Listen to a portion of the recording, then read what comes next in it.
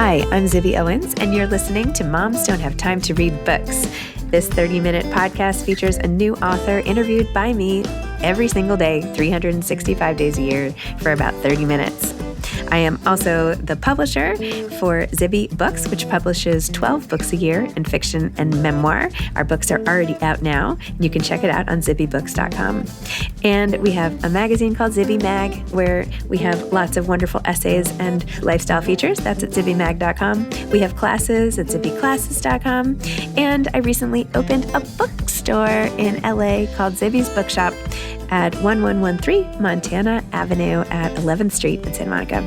I hope that you are able to enjoy some of our other offerings, but this here podcast is the basis of all of it and started in 2018, and no matter what I do, this is basically my favorite thing. Enjoy.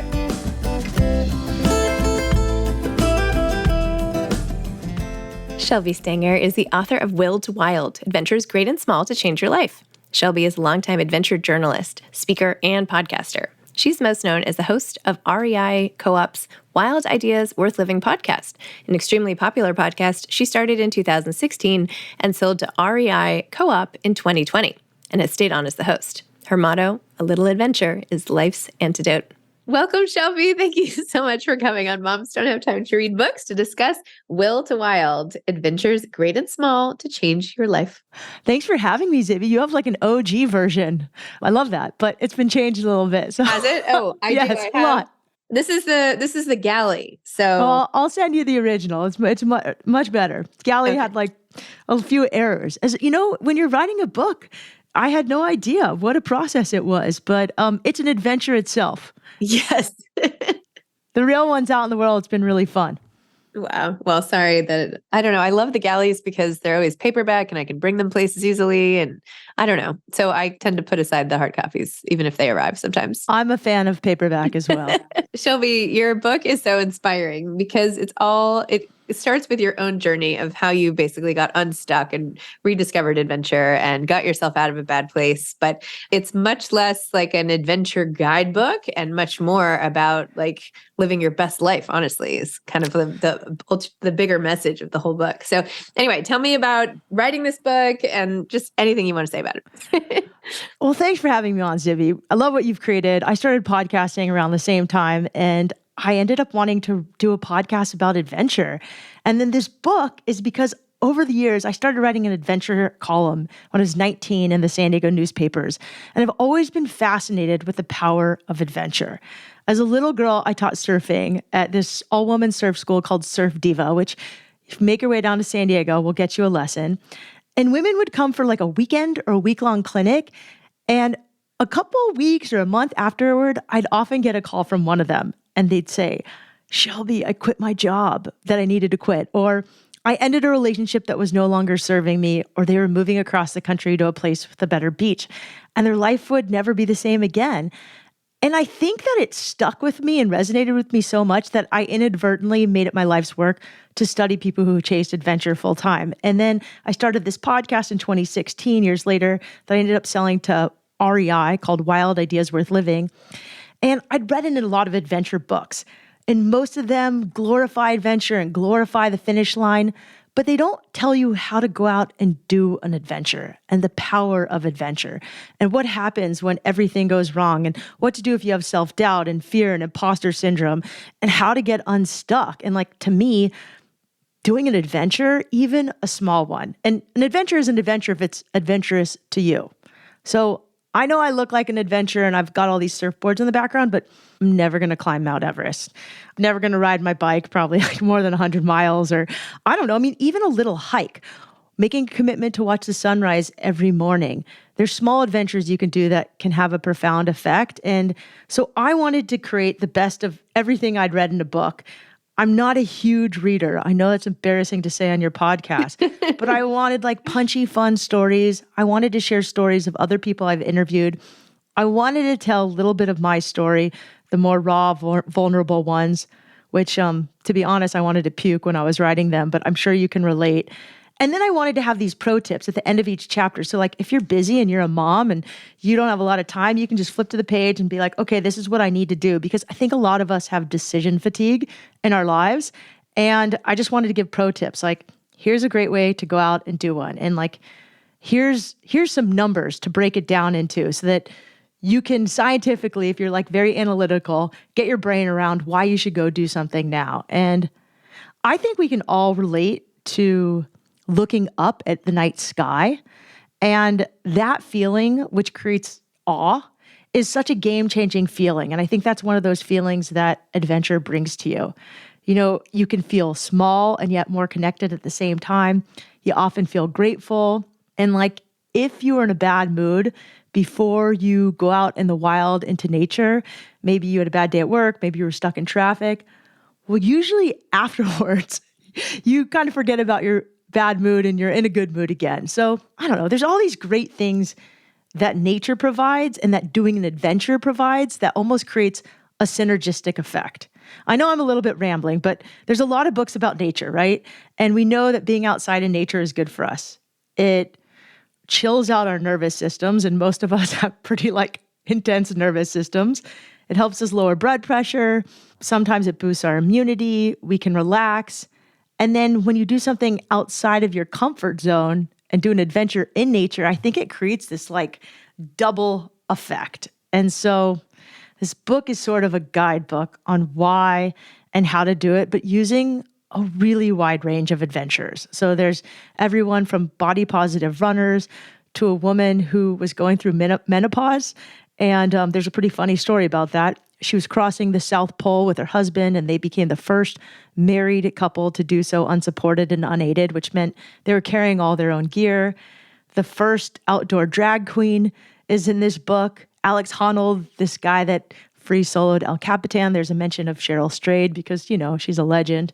And then there's people you've never heard of, from a guy who started doing art outside and it changed his life and he became this like TikTok star, to a really famous TikTok gardener who started having a relationship with plants. And I just wanted people to use this book as a ticket if they were already an adventurer to say, hey, husband, wife, friend, boss, I need to keep adventuring. Or if they were a little stuck and scared, to maybe consider using adventure as a way to heal and maybe make a change. So you can go to a therapist, you can take psychedelics. Lots of people are trying all sorts of things, but nothing builds courage like doing an adventure. Amazing. Well, that was wonderful. In the book, you talk about signs where you really need an adventure, right? Like emotional signs. Like, are you snapping at everybody you know? Like, are you having a hard time figuring out like what to have for breakfast? Or that wasn't your example. I can't remember what you said. No, but that was. It was like fish tacos, fish on my tacos or that's not. Right. Yes. Sometimes it's like arguing with the customer service agent from like AT&T or your electrical company. If you find yourself getting in a fight with like I get it, customer service is painful, but if you're fighting with them, you need to question why. So yeah, sometimes signs will point you to what you do need to do. Yep. And sometimes the signs are telling you to stop, pay attention, and go a different way. Just like when you're actually walking on a trail, like dead end, you're going to run off of a cliff, or keep going that way. Maybe it's a little longer and windier, but you're going to see this epic view and maybe a waterfall. Amazing. So I'm a really big believer in signs. It's like the most woo-woo thing that I do in my life. But I think when you're especially stuck, it's hard to pay attention because our egos get in the way. But that's where nature is so good, because nature doesn't let you have a big ego. And it really chills you out in a way where you can listen better. When is it, do you think we all forgot to keep adventure in our lives? Like, where does that end? Because when you're a kid, it's important, right? You're always like, let's go on an adventure. And like, you go to the dentist and you try to make it fun, you know, like, let's go, you know, like, when does that end? I don't know. I don't know. I've really tried to keep it in my life as much as possible, because life can be hard and messy and it can take twists and turns. And I don't know, I just wrote my last newsletter on big K energy. And I think we've heard of what big D energy is, like big, can I say penis on your pot? Big dick energy. It's funny, right? But I was thinking like, it'd be really cool for us to lean into big kid energy. And when we go outside, it's pretty easy to tap into it. One is I think we get in our lives a little bit trapped into this, like, I have to do everything and I have to do it really well. I'm guessing the listeners of your podcast are like, I know I don't look like it, but I'm a bit of a perfectionist and had this giant overachieving complex growing up. Was really rewarded a lot in my family for getting an article in a newspaper or getting into some good school or getting a great job. And I think I chased these things a lot in my life, but adventure teaches you to be a kid. Like if you go surfing, you're going to fall. You're going to fall a lot. And you have to be able to laugh at that. And you have to be able to embrace failure. So I think the cool thing about nature is there's parts of nature that are just funny. Like going to the bathroom in the wild kind of sucks, but it's always funny. And those stories are always funny. And the one thing about adventure is something will always go wrong. It's like inevitable, but that's where the fun stuff happens. So I don't really know where that ends. It ends for all of us in different places, but I really like to keep things joyful and fun. Like life is heavy. And so you might as well enjoy it as best as you can. And I guess for me, I learned the lesson really young. When I was 11 years old, my dad died of a sudden heart attack. And he tucked me in. He said, "Good night, I love you." And then I never saw him again. And my sisters and I were different ages. One was about to go to Stanford. Another one was out of college. And they took the need to be financially responsible. But I did not. I took the need that life is short and that you just never know. Tomorrow is not guaranteed. So that's not saying you should be irresponsible, but that is saying that you should try to find joy where you can, because you don't take all of your achievements to the grave. And yeah, I don't know. That's where I'm at with that. And I think all of the people in the book have taken a path that is not traditional. And for me, that was like the biggest question I wanted to help people get to. There's so many decisions I made where if I did what I thought was right on paper through a pro-con list, I never would have done it. And sometimes you have to make these decisions that are really hard, that make zero sense on paper, but end up being the best decision of your life. And for me, I found those answers through surfing and hiking and just having a little bit deeper relationship with nature. I live in a city. I'm not like some outdoorsy like paddler, mountaineer. I live in San Diego. We luckily have a beach kind of really near our house. But other than that, my parents were East Coasters from New York and Pittsburgh, and they didn't even like the sand. So I had to find adventure on my own. Wow. Tell me a little bit more about post. So you have this revelation in your life. You're in a relationship you're not happy about. You're depressed and you have a family history of mental illness and you are sort of coming to terms with that. You don't love your job, even though it's like really awesome from the outside to be working for Vans and like having child. I had the dream job. But it's like maybe someone else's dream, right? It could be, you never know who's dreaming it. So you had this moment in the beginning of the book where you are on this wave and for the first time you catch the wave, or I'm probably using the wrong terminology, and it changes, like it's like the pivotal moment in your life that you can actually do this. And after you come from this experience, everything changes and you're ready to make all the changes in your life, and then you go ahead and do them. What are some of the moments for other people that you interviewed for the book or you talked to, or you've just talked to, you know, as you've gone through all of your adventures, that are pivotal moments like that when people should pay attention and like let in the unstuck feeling that might come after? Thanks. You read the book. Awesome. So I have a friend, Steph Jagger, who's also a really good author. I interviewed her. Oh, she's awesome, right? Yeah, I love that. And I think she has like one of the most classic moments. She is 29 years old, which is the same age I was when I was like massively stuck. And there's a history of mental illness in my family. So I was really scared, and I was an athlete and nobody was really talking about it in the athletic space.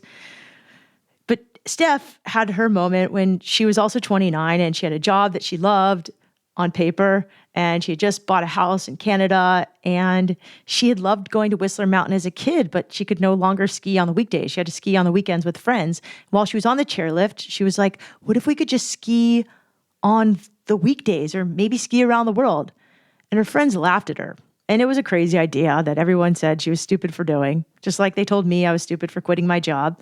And long story short, just as she was about to get off the chairlift to go down the mountain on her skis, she saw a sign.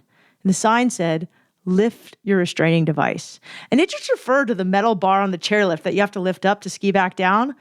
But she took that sign with her as a sign that she needed to lift the restraining device on her entire life. And it was pretty powerful.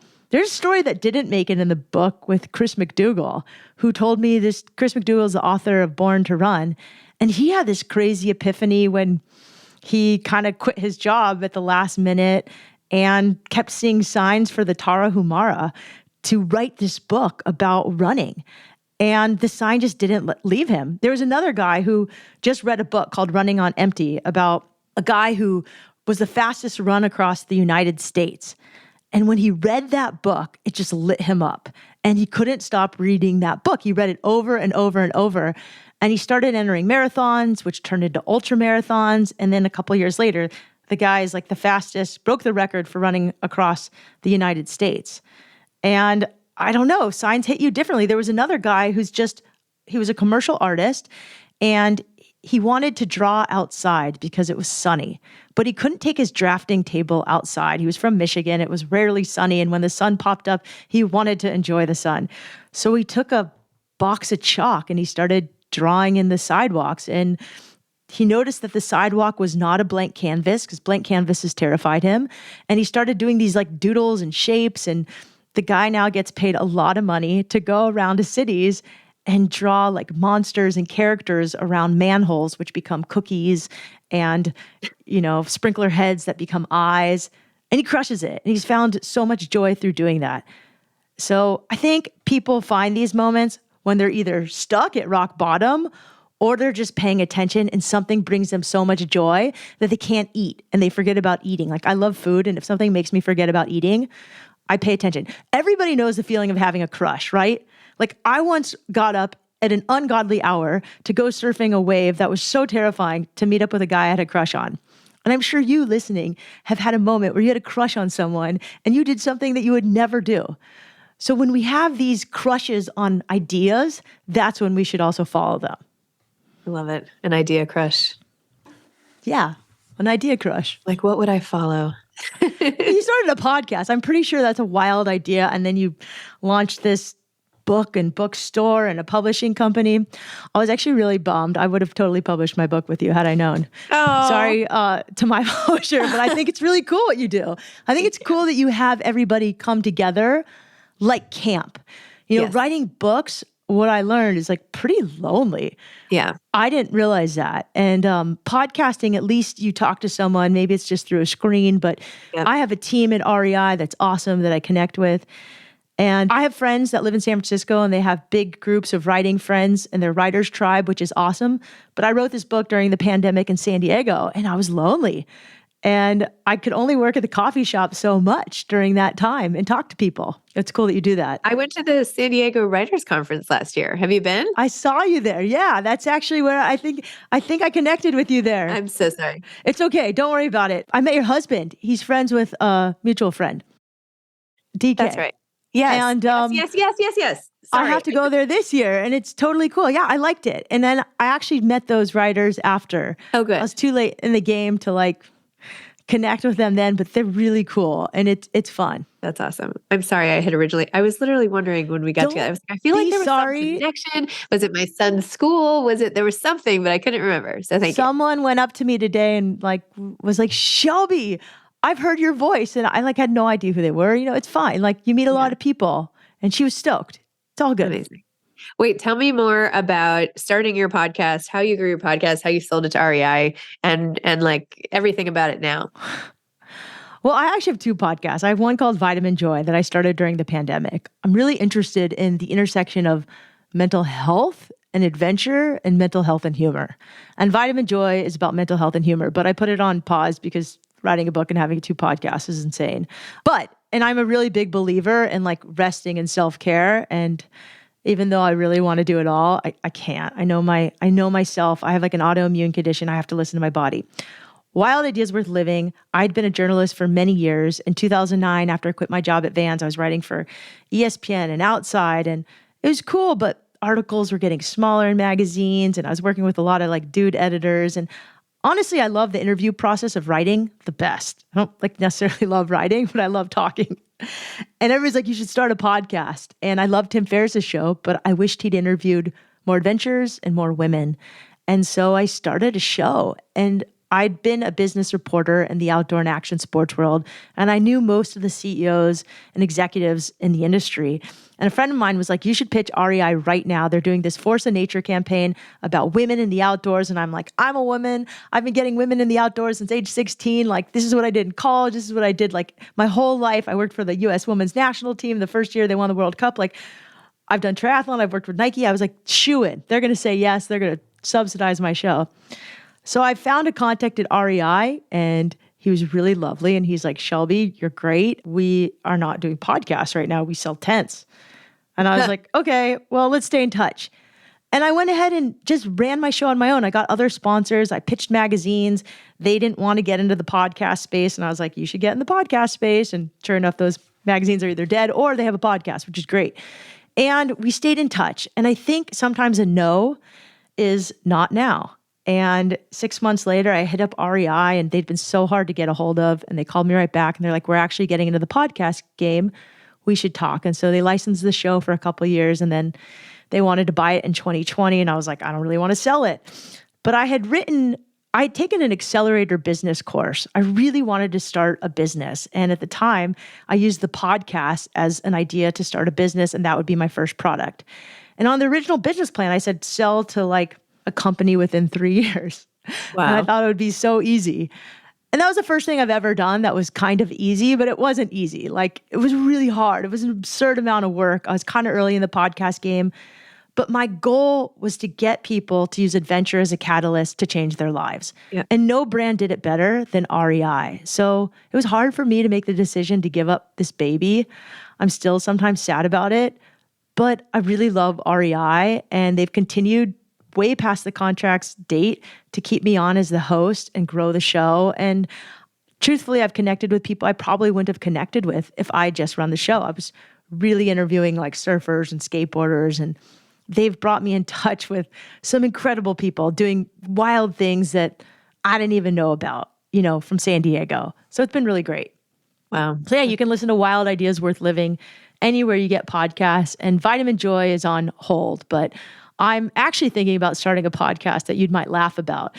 It's about parenting from people who aren't parents, because I give my sisters much unsolicited advice about raising their kids, and nothing drives them absolutely crazier. And a girlfriend of mine is a comedian, and we just joke about this podcast we have where we're giving tips to parents and we're not parents. It's funny, but I don't know.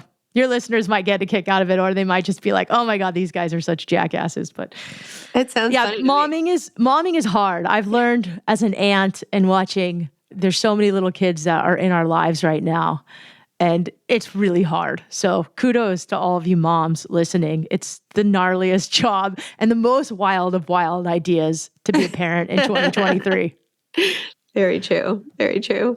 Yeah. I don't know. One of my kids is going to come barging through the door at any moment. So you'll see just how wild it is. Do you play tennis or pickleball? I do. I play tennis. Awesome. I can tell. Your outfit looks very tennis-y, pickleball-y. I was looking for leggings this morning and I opened up my workout drawer and I realized that I had put this dress in it like forever ago, and I forgot I had even ordered it. And I was like, that's cute. I'll just wear that today, even though I'm not doing really anything athletic. I like it. It's adorable. Of the dress, I went on a walk and I did this and did that. So anyway. Sometimes you just need to invest in gear to get out the door. Yeah, that's true. I think it's great. And if you're in the Palisades, there's amazing hiking near there. That's true too. Yes.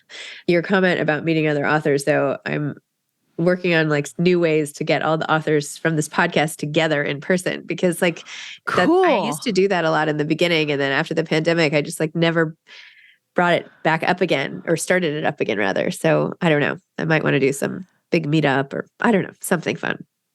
I think you should do a one-day festival, kind of like the Idaho Writers Festival, but you add some adventure into it. I'd love to help you. Interesting. Maybe there's breath work and ice baths and yoga and wine and all the things that writers like coffee and alcohol. You do dancing. You do the ice baths. I will do the coffee and wine. Done. That's easy. I can do ice baths, running, hiking, whatever you want. That's the cool thing about writing a book. The coolest part has been connecting with people in real life. Yes. And meeting people who read it and said, this book changed me, or I resonated with this part, or I'm taking my mom on a trip because I realized I did the numbers thing. And if your mom is 80 and maybe the average age is 85 and you only see her twice a year, that might only be 10 visits left. And they book trips right then. I think that's pretty cool. And also it's just fun to connect in real life with people. I mean, I've seen people from college, from soccer teams, people come out of the woodwork to come to your events. And yeah, I wish events were more of a thing that publishers were really pushing. I think a lot of publishers have leaned back on it, but I've been doing some events with REI and we're going to start doing more. And I think it's really fun to connect in real life with readers. I totally agree. Wait, what's an example of a fun REI event that you did? Well, we're going to try to do one that's hiking and then hanging out. I have an idea to do this running event where we run and then we go back and we talk books. It hasn't happened yet. No, you need to talk to Allie Frank in Sun Valley, Idaho, because she wants to do the exact same thing. Great. I'm going to put you two in touch after this. Awesome. Yeah, she lives in Sun Valley because she said she had the idea. I do all these retreats, but I haven't paired it with an activity other than retreat type stuff. Anyway, she was like, I want to do a running retreat that also involves books. And I was like, okay. But okay, I'm going to put you in touch. Florence Williams, who's a great author, who's in my book and was really influential in helping me figure out the science of the nature part and awe. She actually is leading retreats with writing and forest bathing and studying awe out in nature. And her book, Heartbreak, just won a Penn Award. And she was also on my podcast. I love and she's just cool. Yeah, I for some reason know a lot of writers. It's crazy, but they're just a good bunch of people. And people who read books tend to be, I think what they all share is they're curious. Yeah. And I'm a really curious human. I want to know exactly why you do what you do and how you got there and what makes you tick. I'm obsessed with people. Some people are obsessed with animals. I could have pet people. I just love people. I know. Someone said something when I was starting a podcast, you're going to have to talk about whatever the topic is all the time. And I was just well, I never get tired of learning about people. I mean, there's no way that I could ever meet a person and not want to hear their story. I'm always okay, give me your story. Let me hear, where are you from? How did we get here? All that. So it is cool. It's interesting. Yeah. Well, it's a good thing we're podcasters, I guess. I guess we found ourselves. It's a good thing. It's a good thing. I could do it for a long time. What advice do you have for aspiring authors? Advice I'd give writers is get outside into nature, away from your computer. I think that's where some of the best ideas will happen, when you're walking in the trees or staring at the sunset or you're in the ocean. It's sometimes inconvenient if you're actually swimming in the ocean because you don't have a pen and paper. But if you can remember your idea, that's a really good idea. But yeah, get outside. And then the second advice is read books. Books you like, books you don't like. I think that was a mistake I had when I wrote my book. I probably didn't read enough that year. I was pretty focused on writing, but now I'm reading again and I just have so many ideas. I hope that helps. Shelby, thank you so much. Will Wild, thanks for the fun chat. And I appreciate it. See you on email. Awesome. Okay. Bye. Thanks for listening to this episode of Moms Don't Have Time to Read Books. Don't forget to follow me on Instagram at Zibby Owens and at Moms Don't Have Time to Read Books. Also sign up for my newsletter at zibbyowens.com and sign up for my virtual book club and meet lots of authors on Zoom every other week. Thanks so much to Steve and Ryan at Texture Sound for the sound editing. And thank you to Morning Moon Productions for providing this fantastic intro and outro music.